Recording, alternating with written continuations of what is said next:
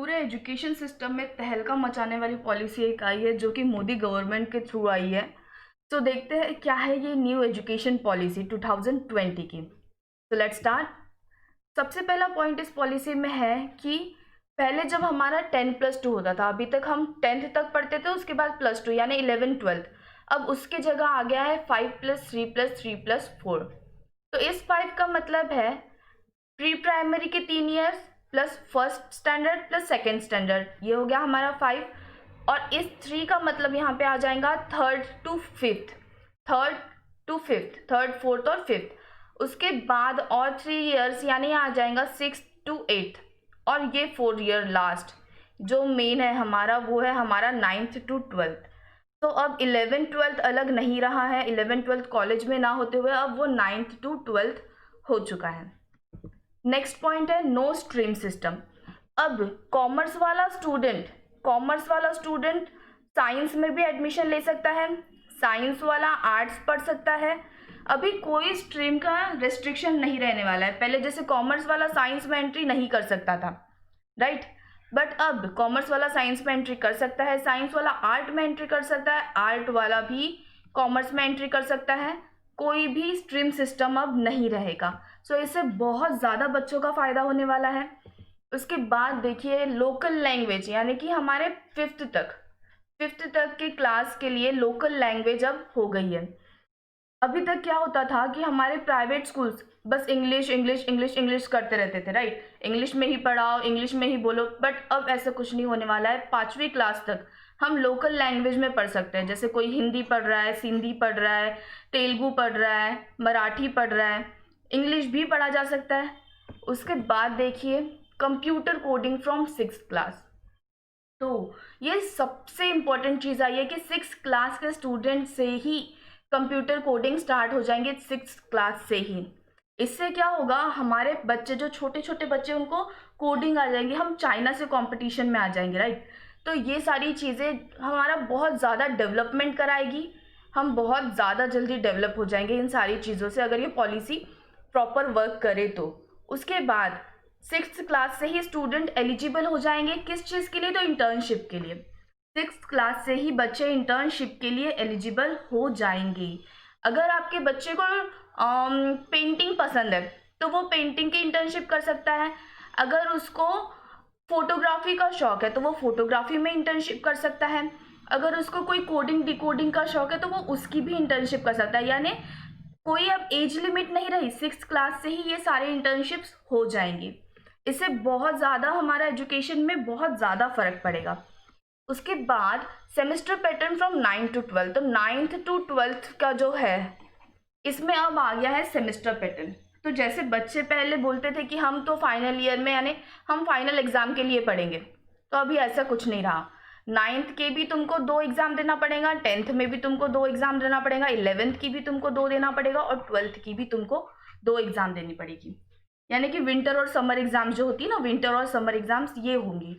और in winter और summer exam यानी 2 एग्जाम्स का सम करके, ये 2 एग्जाम्स को मर्ज करके तुमको फाइनल मार्कशीट अवेलेबल कराई जाएगी, ठीक है। उसके बाद 360 degree assessment on report card.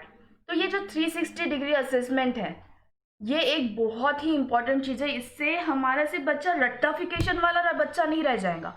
उसको ओवरऑल यानी सारी चीज़ों में वो किसी से बात कैसे करता है, किसी से कैसा बिहेव कर रहा है, उसका लॉजिकल रीजनिंग कैसा है, वो पढ़ाई में कैसा है, वो किस तरीके से अदर करिकुलर एक्टिविटीज़ में पार्ट ले रहा है, ये सारी चीज़ें इसमें आ जाएंगी। तो 360 डिग्री असेसमेंट में बच्चा खुद को भी मार्क्स देगा, सब्जेक्ट टीचर भी उसको मार्क्स देगा, उसके आजू बाजू के कलीग्स भी उसको मार्क्स देंगे। ये सारी चीज़ें 360 डिग्री असेसमेंट में होंगी। यानी अब जो ओरिजिनल बच्चा है, रट्टाफिकेशन वाला बच्चा नहीं, जो ओरिजिनल टैलेंटेड बच्चा है वो ही आगे आ पाएगा। सो ये बहुत ही ज़्यादा अच्छी पॉलिसी है। उसके बाद देखिए कॉमन एप्टीट्यूड टेस्ट, यानी कि कॉलेज में एडमिशन के लिए एक टेस्ट होगा CAT।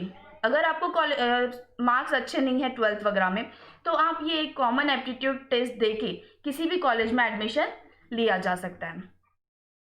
उसके बाद हायर एजुकेशन, हम अब हायर एजुकेशन में आ गए कॉलेज में।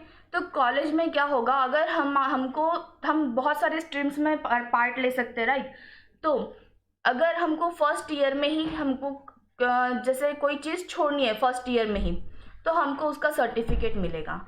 अगर हम दो साल उस चीज़ को पढ़ रहे हैं और फिर छोड़ रहे हैं तो उसका डिप्लोमा हमारे हाथ में आ जाएगा। अगर हम उस चीज़ को 3 साल तक पढ़ चुके हैं तो हमको बैचलर डिग्री मिल जाएगी। और अगर हम उस कोर्स को 4 साल तक पढ़ चुके हैं तो हमको रिसर्च के सर्टिफिकेट के साथ बैचलर डिग्री मिलेगी। यानी हम यहाँ पे रिसर्च भी कर सकते हैं, ठीक है। हमको रिसर्च करने के लिए पूरा हमारा बैचलर डिग्री कंप्लीट होने की ज़रूरत नहीं है, हम उसी के साथ में रिसर्च कर सकते हैं। फिर fixed fees for all institutes, ये बहुत बड़ा प्रॉब्लम था कि फीस की वजह से बहुत सारे बच्चे एजुकेशन कंप्लीट नहीं कर पा रहे थे। बट अब सारे इंस्टीट्यूट के लिए फिक्स्ड फीस रहेगी। फीस सारे इंस्टीट्यूट के लिए फिक्स्ड हो जाएगी, तो कोई भी बच्चा किसी भी बड़े से बड़े इंस्टीट्यूट में एडमिशन ले सकता है। उसके बाद है multi entry multi exit system. ये तो हमने पढ़े थे कि सारे कोई भी इसमें जा सकता है और किसी भी स्ट्रीम से निकल सकता है। हम एक साथ कोई भी 2 कोर्स कर सकते हैं, जैसे कि ये अभी तक के लड़कियों के लिए था, बट अब ये सारे स्टूडेंट्स के लिए हो गया है कि एक साथ हम कोई भी 2 कोर्स में एंटर कर सकते हैं और आराम से उस कोर्स से निकल भी सकते हैं। निकलेंगे तो हमको ये सारी सर्टिफिकेट्स मिल जाएगी। उसके बाद है हमारा लास्ट क्रेडिट बैंक सिस्टम। तो ये क्रेडिट बैंक सिस्टम क्या है? तो क्रेडिट बैंक सिस्टम यानी हम बीच बीच में जो सर्टिफिकेट्स ले रहे हैं, जो कोर्सेज कर रहे हैं, जैसे छोटे मोटे कोर्सेज, जैसे कुछ कोर्सेज 6 मंथ्स के होते हैं, कुछ 1 साल का होता है, तो उन सारे कोर्सेज का कुछ क्रेडिट यानी कि कुछ पॉइंट्स एक डिजिटल बैंक में, यानी कि डिजिटल अकाउंट होगा, एक हमारा सबका डिजिटल अकाउंट ओपन होगा और उस अकाउंट में ये पॉइंट्स क्रेडिट कर दिए जाएंगे, इसके कुछ पॉइंट्स, इसके कुछ पॉइंट्स, राइट। और फिर जब हम फाइनल डिग्री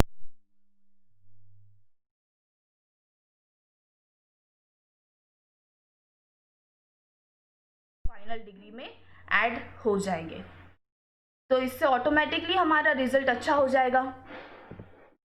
तो थैंक यू गाइस, सब्सक्राइब कीजिए चैनल को और लाइक और शेयर भी कर दीजिए वीडियो को। ये पॉलिसी बहुत अच्छी है, इसको ज़्यादा से ज़्यादा लोगों तक पहुंचाइए ताकि सब लोग इसका पूरा तरीके से फ़ायदा उठा सकें। Thank you.